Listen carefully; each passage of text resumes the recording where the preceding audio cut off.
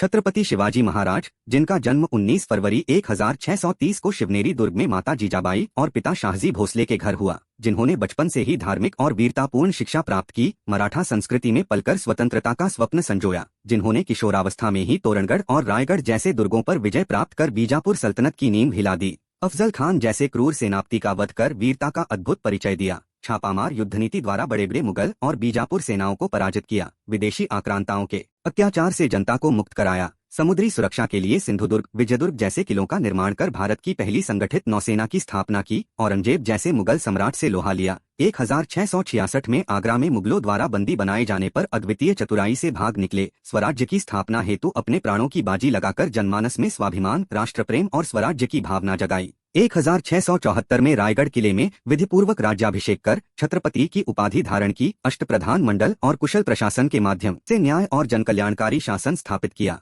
महिलाओं की सुरक्षा, धार्मिक सहिष्णुता, किसानों की भलाई और जनता की सेवा को प्राथमिकता दी, हिंदवी स्वराज्य के विचार को केवल युद्ध के मैदान तक सीमित न रखकर उसे एक सामाजिक राजनैतिक आंदोलन में बदल दिया।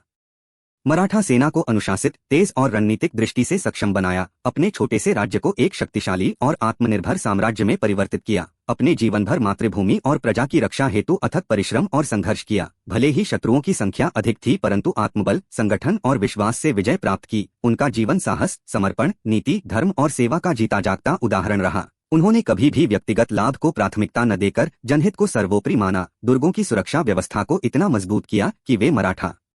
शक्ति के केंद्र बन गए, उन्होंने आर्थिक नीतियों द्वारा व्यापार को बढ़ावा दिया, भूमि सुधारों द्वारा कृषकों की दशा सुधारी, छत्रपति के रूप में केवल शासक नहीं बल्कि सेवक बनकर शासन किया, उनका व्यक्तित्व इतना प्रभावशाली था कि मित्र भी प्रेरित हुए और शत्रु भी सम्मान करते थे, वे केवल तलवार के धनी नहीं बल्कि कलम के भी संरक्षक थे, उन्होंने संस्कृत और मराठी भाषा को राजकीय कार्यों में स्थान दिलाया, इतिहास और संस्कृति को संरक्षित किया, परंपराओं को आधुनिक दृष्टिकोण से जोड़ा, आत्मसम्मान की भावना को जनवरी से जनवरी में जागृत किया, मराठा साम्राज्य की नींव इतनी मजबूत रखी कि उनके पश्चात भी यह साम्राज्य शताब्दियों तक खड़ा रहा। उन्होंने एक ऐसे राष्ट्र की कल्पना की जहां धर्म, जाति, भाषा या वर्ग के आधार पर भेदभाव न हो बल्कि सभी को न्याय और सम्मान मिले, जिन्होंने अपने संपूर्ण जीवन को भारत की स्वाधीनता, संस्कृति और आत्मगौरव की रक्षा में समर्पित कर दिया और अंततः 3 अप्रैल 1680 को रायगढ़ में स्वर्गवास को प्राप्त होकर इतिहास में अमर हो गए, एक ऐसे नायक के रूप में जिनका जीवन आज भी करोड़ों लोगों के लिए प्रेरणा, आत्मबल और स्वाभिमान का प्रतीक बना हुआ है। ऐसे ही और ऐतिहासिक जानकारी को प्राप्त करने के लिए हमारे चैनल को सब्सक्राइब करें। जय हिंद, जय भारत।